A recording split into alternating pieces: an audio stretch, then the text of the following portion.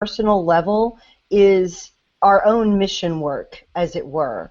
But what we do as a movement, as a party, as the conservative end of the spectrum, is a broader message that has to be more succinct.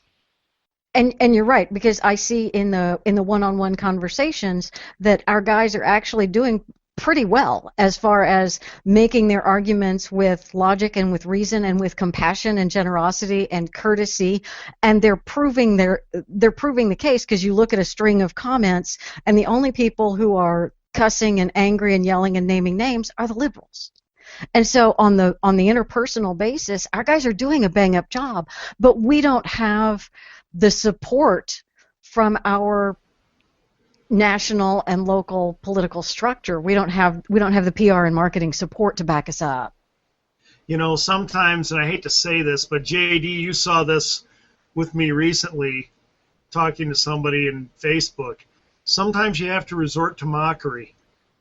And the reason is, it wakes people up to where you say, look, if you're going to make points that don't even address my points, I'm going to mock you, to wake you up to the fact that you're not making any points. You're just spouting liberalism. Well, I can spout conservatism, okay, which would be equally worthless. If you're not going to interact point by point, if you're not going to bring it, then get off. Okay, you don't have what it takes. You're obviously out of your league. Okay, I'm not even breaking a sweat outrunning you, and you really, really, really need to leave now and come back when you have an argument. Now, that sounds really demeaning, and it is. But what it does, and I've found this, is that it shocks people into the reality of, you know, this conservative has no respect for my level of thought, not just my line of reasoning, but my level of thought. Rush Limbaugh, shocked. You know, we can say, well, gee, he said some things that, yeah, I agree. He said some things that embarrass us or whatever. But when he first came on the scene, what he did is he mocked the left, and that was at a time that the left was never mocked. And it shocked them. And then he started really shocking them by beating a lot of them in debate. Okay? Now, he's been replaced by a lot of people who do that end of it better. All right? But it really set the tone. I have found that we need to stop accepting that the left, and trust me, as a former member of the left, I'm just going to tell you, their reasoning is ludicrous. It's idiotic. It's insane. It's weak. You know, even on something like evolution, you know, or you know, these kinds of things. If I talk to JD, he's going to talk about things like radioactive decay rates and you know, distance light travels from distant stars and how many years it would take and whatever. A leftist is going to talk to me and say, you're an idiot young earther. Okay, I would rip them to pieces scientifically. If I want a challenge, I almost have to talk to somebody on the right. It's the difference between having an honest discussion and you know, having just talking points yelled at you. And you know, going back to that abortion debate, who has the facts on their side more? The person who says, "Oh, well, it doesn't look like a baby, so it's not a baby. How could it be a baby if it's you know, going into that, you can there's a strong case for some serious anti-intellectualism there, because the science says what the science says, and these guys just making the case that it's certainly, oh, you think that's a baby? You think that's a human life? Technically, yeah, it is. Science says that. So who's the anti-intellectual here? You or me? I mean, I have facts that I'm presenting, or you who's basically saying, oh, well, it doesn't look like a duck, so it can't quack. You know, if I can jump in on that one, JD, I like to challenge people on this one very simply and say this. Look. Before we even look at the facts, I want to know why. Just tell me honestly, right from the heart. Don't cover it. Why do you believe the unborn are not human lives yet? Is it A, because of your reasoned conclusion, having investigated scientific facts, or B, because that would be more convenient to your situation? Just tell me honestly. I put them on the spot because The answer is B. It's B. Sure, I I don't mean, know that you can sorry, get go ahead. somebody to admit that, but it's definitely, you can tell that that is the bulk of where those arguments come from, is that I like this particular outcome, or I like this particular talking point, therefore I'm married to it because of the way I think it fits my narrative and my worldview. That, and to go back to what you said, Andy, about Rush Limbaugh, Rush revolutionized the right in the way the right sees the left, because he was pointing out a whole bunch of actions, activities, statements, beliefs that were ridiculous, that did need mocking, and he began that whole process that other people have picked up and refined and made better. And for that, he will always be the one who really kicked off that idea of educating people on the right about what left tactics are and what they do when they're in their natural habitat, I guess you'd say. And those are great things. I would never want to criticize him for those things that he's done. The only criticisms I have of Rush is that sometimes I think he's unwise. But that's it, because he is the one who started the idea, educating millions of people across the country on what leftists actually did and what they were. And I mean, that's sort of what we're trying to do too, and when we do our left tactics segments, just help people isolate it, view a tactic in the I guess its natural habitat, and show what that looks like and how we can attempt to take that on. Well, let me ask the group real quick here, because before I became a conservative, I became a Christian, and the one thing I noticed very quickly is that a lot of Christians were very intimidated intellectually by my old side. Okay? And I would just be like, look, don't get me wrong, there are some smart atheists, but they are the minority. Okay?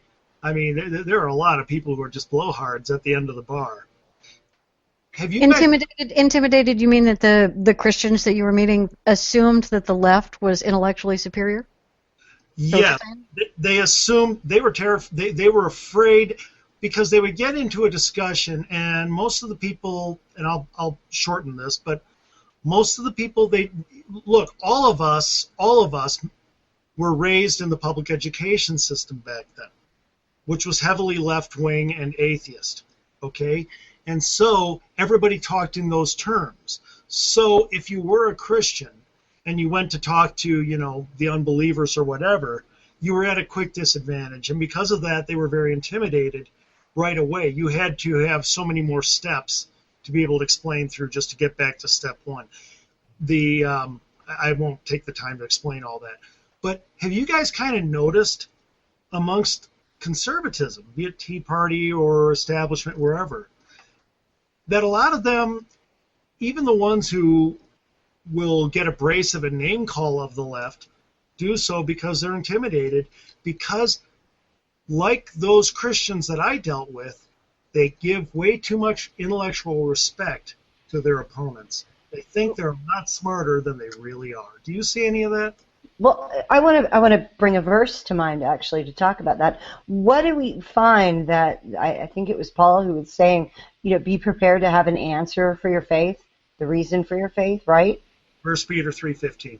Peter, thank you. Okay, so there you go. You've got that habit established early in the writings of the church about being able to defend the things that you believe, whether they are about faith or whether they are about the way the world works or about politics or whatever.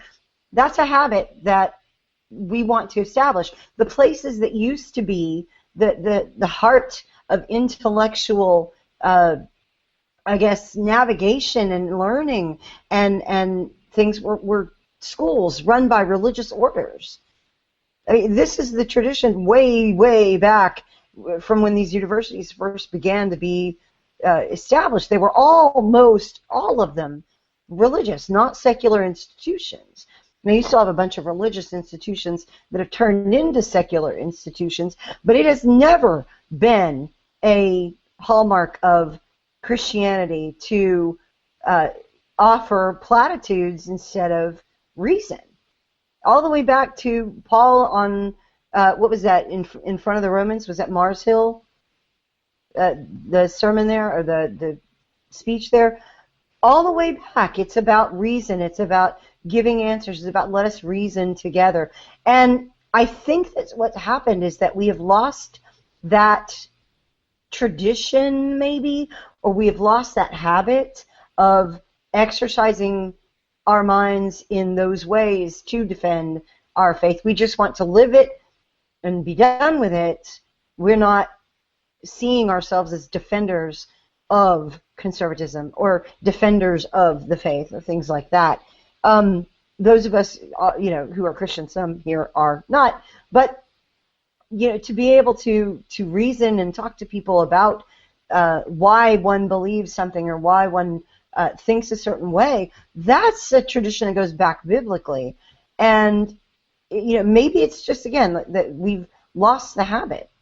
Another thing that I think is really, and Andy talked about it as well, is the fact that when you are in an environment that's inherently secular, it's hard because you're generally outnumbered. And another thing that is convenient is that the leftist atheists, aside from their tendency to run in packs, is the fact that they're constantly on the attack. It's all about the attack. It's there's no need to defend. There's no need to defend their point of view. It's all about attacking you because you're the idiot. You're the fool who believes in, whatever. In the great spaghetti monster. That's the thing. There's this overwhelming push from the leftist atheists that do this sort of stuff. And I can totally understand not wanting to be a part of that situation, to just sort of shut up and get out of there, because that's not fun. It's not fun when you have people who don't respond at all to anything that shakes their worldview. That's not what they're supposed to do, because in a way that's kind of paradoxical but not really, atheism is a religion in and of itself, particularly on the left, and they are indoctrinated, if not more than the vast majority of Christians out there. They have this faith pounded into them, and they are ready, willing, and able to go on the attack for that faith. So. Well, I think evangelizing the faith, whatever your faith happens to be, is a very common practice. The environmentalists evangelize their faith, and they try to convert people to the Church of Environmentalism, and all of the different religions that we have out there. And whether you call it a religion, or you call it atheism, or you call it environmentalism, or global warmingism, or whatever you want to call it. Anti-GMOs. GMOs are the devil. Oh, yeah. Or the vaccine people. There's a very real human tendency to have a belief system and to evangelize that so that members of people that you want to be a part of your tribe believe as you do. That's a very ancient historical need that we have, because it happens in all societies throughout history, that groups have a belief system and the tribes are identified by their common belief system. What we're seeing now is that because so many people are separated from the religious belief system and they only experience it on Sunday, they aren't allowed to experience it at work or at church, and they aren't experiencing it with their friends and their family. Their entertainment doesn't support or even mention their religious faith tradition. So they find a different belief system to participate in 6 days of the week, and that 2 hours on Sunday, if they even go to church, isn't strong enough and isn't enough of an influence in their lives to give them the strength and the persuasive power that they need. They aren't studying the ancient philosophers who were also popes and priests. They don't read Thomas Aquinas, and neither have I. I only know that he is one of those religious intellectuals that really smart people have studied and can quote him. And, that's one of those, it's on my to-do list. I'll get to it. But in the meantime, sci-fi has some